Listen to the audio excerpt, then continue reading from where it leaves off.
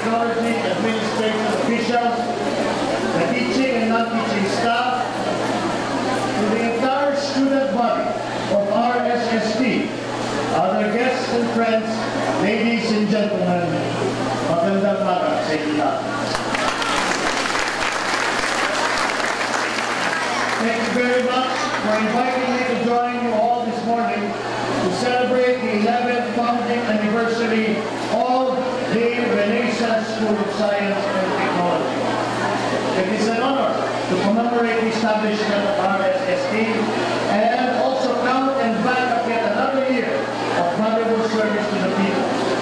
Lalo po akong nasisiyahan dahil sa pagkakaroon ng sentro ng ating pagdiriwang ngayon ay ang pagpatuloy ng RSST bilang isang institusyon na nagbibigay sa mahalagang serbisyo at pagpalaganap ng edukasyon sa ating bayan, lalo na sa lalawigan ng Rizal.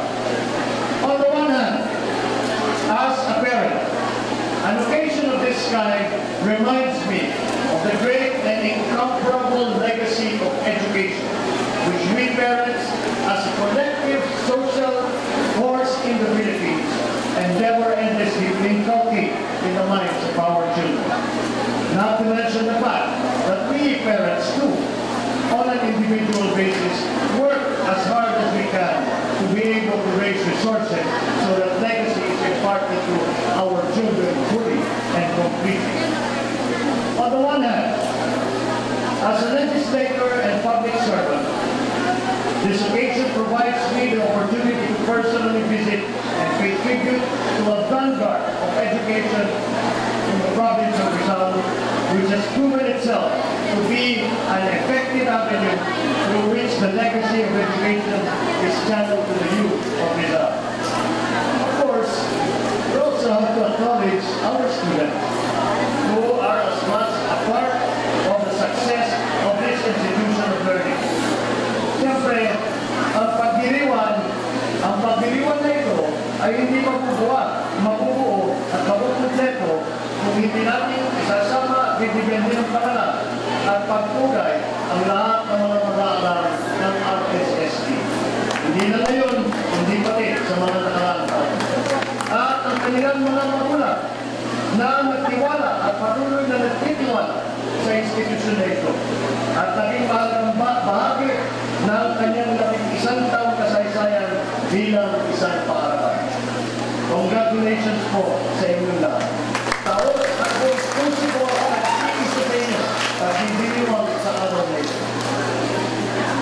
As a purveyor of tech-broke education on this part of the country, RSST is on track to become a leading producer of competent and able Filipino workers for our economy. According to TESDA, based on the combined performance of its 7 million strong graduates, the present employability of all tech-broke Filipino graduates has grown to a historic high of 65% to 91%. Napakaganda ang hinahanap ng kinabukasan basta tumaan sa magagandang institusyon kagaya ng RSST. Sadyang lumalakas ang tech-book education sa ating bansa. Kung kaya naman, lumataas din ang kakayahan ng ating mga graduate na mga kuwagan ng trabaho. And there is sound economic logic to all of this. As long as applied science and technology continues to be the mainframe of our business and our industry, which in turn are the great drivers of our economy, there is certainly and always will be strong labor demand for our tech-broke graduates. Sino pa nga ba ang magpapatakbo at magbubutinting ng mga makina sa loob ng ating mga pabrika at mga industriya kundi sila na ating mga tech-broke graduates? So on the occasion of its 11th founding anniversary, I take this opportunity to exhort the RSST family to stay on course, to be ever vigilant in setting its sights on reaching the goal of increasing the employability of its graduates to a perfect 100%. Kaya ninyo yan, magaling ang eskwelahan, magaling ang estudyante, maaabot ninyo yan.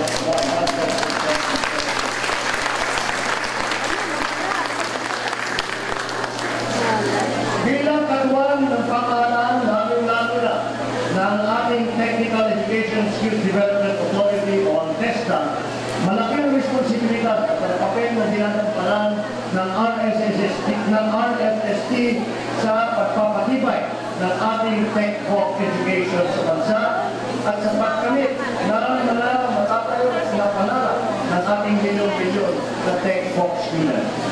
Kaya po hinihimok ko ang buong pamilya ng RSST na ipagpatuloy ang kanilang mahalagang misyon ito.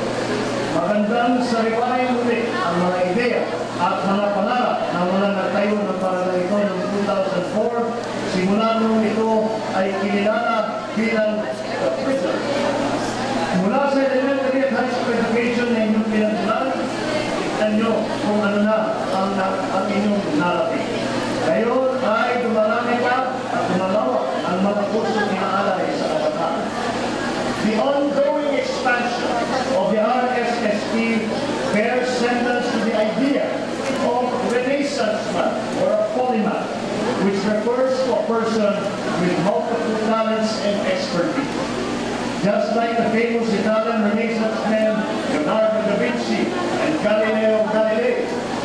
Ngunit, hindi ito kakayanin ng administrasyon at ng mga guro na mag-isa lamang. Kailangan mahalaga ang papel ng ginagampanan ng ating mga estudyante.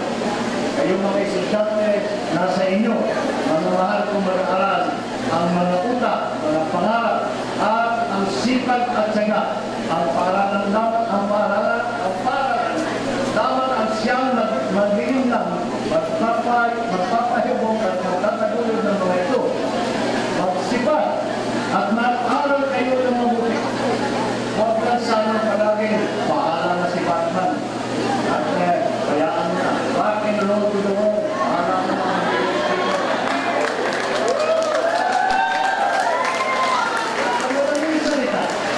magkakasama at magkakatuwang ang buong pamilya ng RSST, administrasyon, guro at mag-aral upang maabot ang mga pangarap at magagampanan ang mga misyon ng bawat isa. We do not have to seek very far or very wide for the needed inspiration and guidance to keep you going in the work. The idea of Renaissance is literally and figuratively etched in your school name and your school psyche. Ano yung Renaissance? Ano bang ibig sabihin yan? Again, Naissance. Birth. Rebirth. Ibig sabihin. Para kayong nagbago-bagong silang ulit. Continued rebirth and revival. To always strive to transcend and flourish from the dark ages to modernity. Yan ang ating layunin. We do this through education and the faculty of the mind and the body. This historically rich idea is what you should always try and be inspired to achieve and to motivate you within the halls of this institution of learning. So, to all the Renaissance men and women of RSST, I sincerely convey to you my heartfelt congratulations on the 11th year of your establishment. It is truly an honor for me to be part of this occasion in the life of your institution, in the life of your community, in the lives of your students. To the administrators, educators, non-teaching personnel, the present board of students, and all the alumni and alumni of the school, you all deserve a pat on the back for the efforts that you have put in to make RSST come this far. Kudos to you all. Makakaasa po kayo na ang inyong lingkod ay masugid na nakabantay sa mga halagang mga issue ng ating bayan. Lalo na sa paniniguro na may magandang trabaho at sapat na kita ang ating mga graduate. At sa paniniguro na maganda at maayos ang pagtrato ng ating pamahalaan sa mga ating paaralan. Here's to more years of propagation of high-quality education and worthwhile public service to the community by RSST. Mabuhay ang Renaissance School of Science and Technology.